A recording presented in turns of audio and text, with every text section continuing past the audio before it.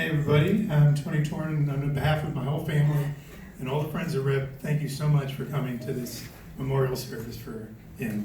It'll be his birthday on the 6th, so happy birthday, Rip.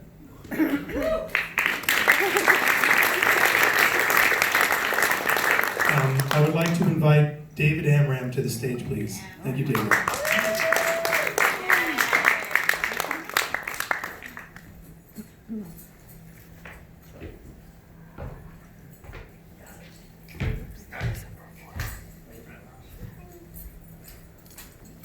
I just want to thank Tony.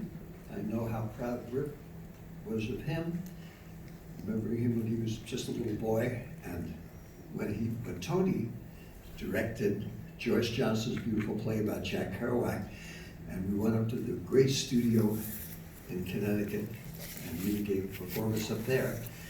And then Tony's brother John got his doctorate. I said, Rip, now you could say not only my wonderful daughter and son in the theater, but my son, the doctor. Yeah. So we want to thank all the people that came here that remembered him for such a long time. I met him in 1959 when he first came to New York. He was a good friend of Terry Southern's, and Terry and Rip were both from Texas.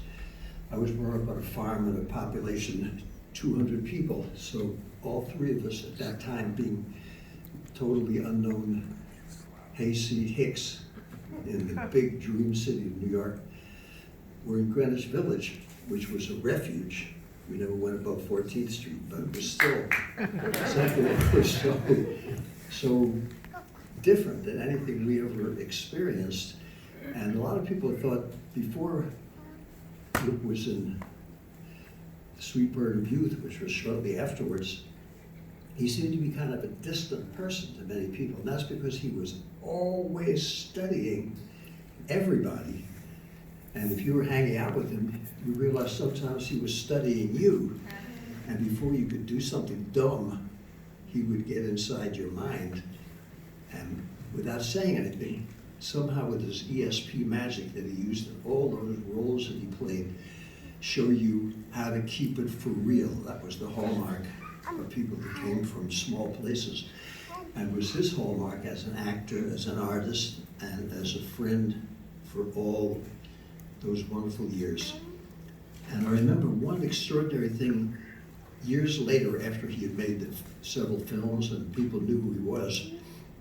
He had a hard time when people would come up and talk to him, because he already was there as himself. He knew who he was, and he just wanted to meet people on that level rather than being a celebrity or a star or any of that junk that society puts on those fortunate enough to give up their day job and go into the arts.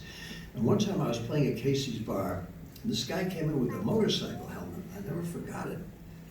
And he said, "You know who I am?" I said, "I don't know, man. I've got a good memory, but I can't remember." He said, "You know me." And he went on for about 10 minutes. Finally, Casey, the owner, said, "Look, Dave, you hang out with everybody and anybody.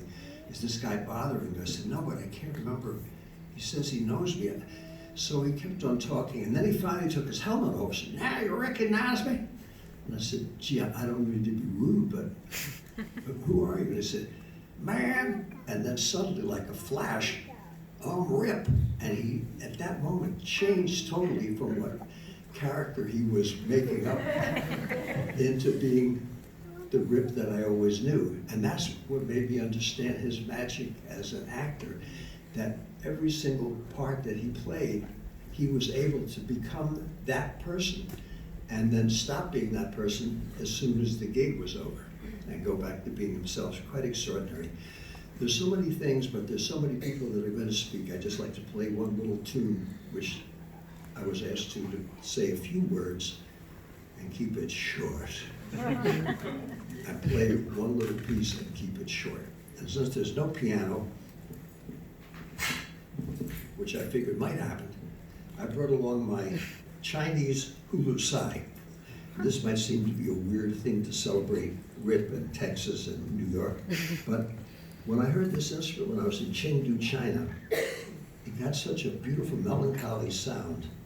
And I thought for the beautiful song that expressed that part of the country that Rip came from, called And Rip himself, and the beautiful old folk song, Wayfaring Stranger. This might be the right one to play. So for Rip and for his family and for all of you, let's just remember what T.O. Backel said on his 85th birthday when I played with him. He said, "Ladies and gentlemen, people are worried they see I'm 85. I say, not to worry." He said, "Never felt better." He said, "In the theater, we never die. We just go on tour."